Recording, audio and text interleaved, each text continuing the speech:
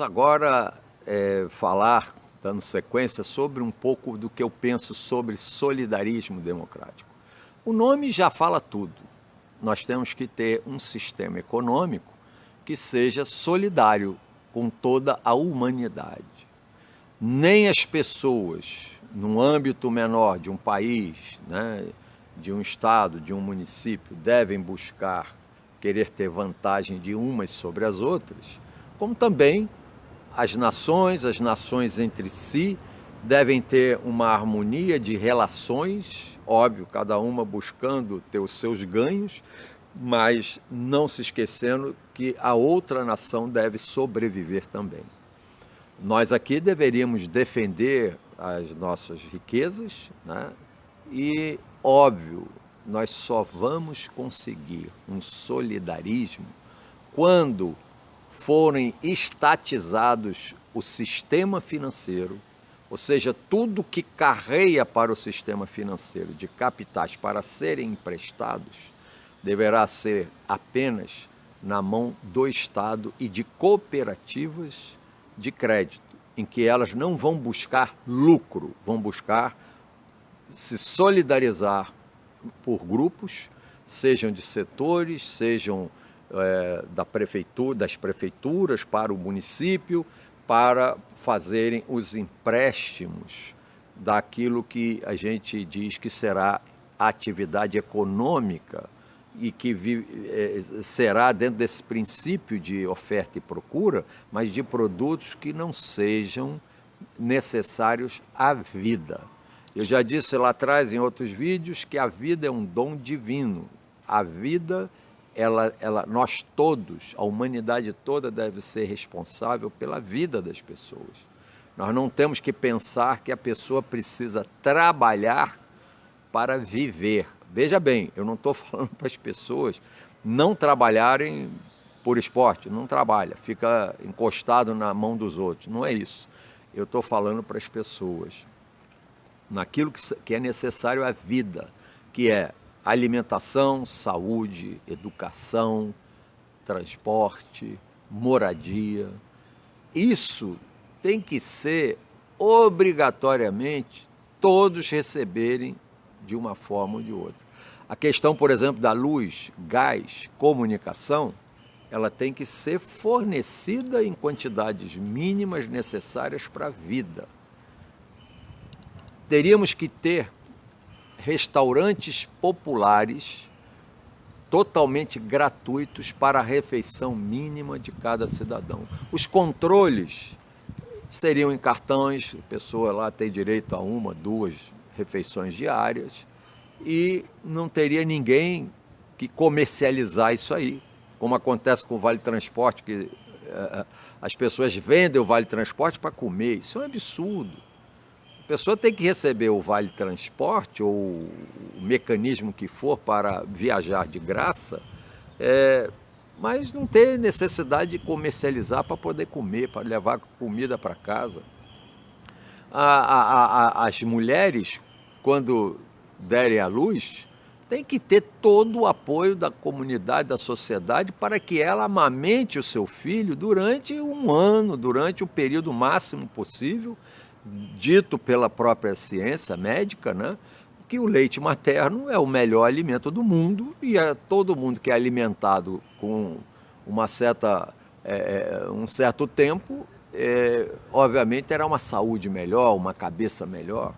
Nós não podemos fazer o que o Darcy Ribeiro chamava, esse sistema que é uma fábrica de queimar gente. Isso não pode existir, gente. Qualquer um que tem um mínimo de sensibilidade, de sentimento, não pode aceitar isso. Eu, para viver bem, estou vendo uma porção de gente aí na miséria. Isso não é possível, isso não faz sentido nenhum. Então, esses itens principais que são necessários à vida, todos deverão ter na cotização da sociedade. Ah, mas aí a pessoa quer comprar um carro. Beleza, o carro não é necessário à vida. Pode até ser necessário em determinadas atividades, como por exemplo, um vendedor precisa de carro para o seu trabalho, mas ele vai ter o carro comprado com o seu próprio esforço. Aí ele vai trabalhar, vai ter um emprego e vai ter a garantia de que o seu salário, o seu ganho, não vai ser o ganho de mercado.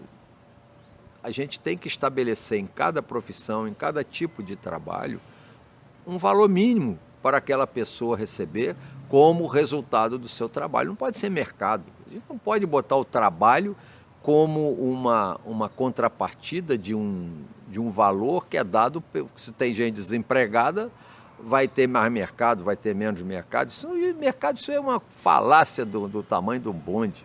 Agora, isso que eu estou falando, tem muita gente que já deve estar me xingando, que eu sou comunista, que eu sou isso, que eu sou aquilo.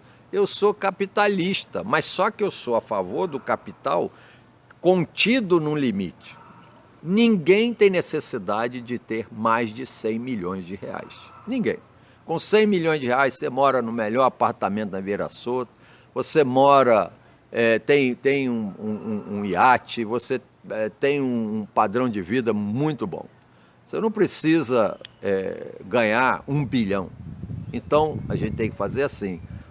Os capitais, o acúmulo individual de riqueza, tem que ser contido em 100 milhões de reais. O que ultrapassar a esse valor, eu estou falando nessa época de 2020. Não vou nem falar no dólar, que está alto, não sei se continuará ou se aumentará. Mas vamos dizer nessa faixa de 100 milhões de reais. A pessoa teria, então, uma taxação muito elevada daquilo que ultrapassar esse valor. Os grandes capitais, eles são especulativos. Depois de um certo tamanho, eles se tornam especulativos.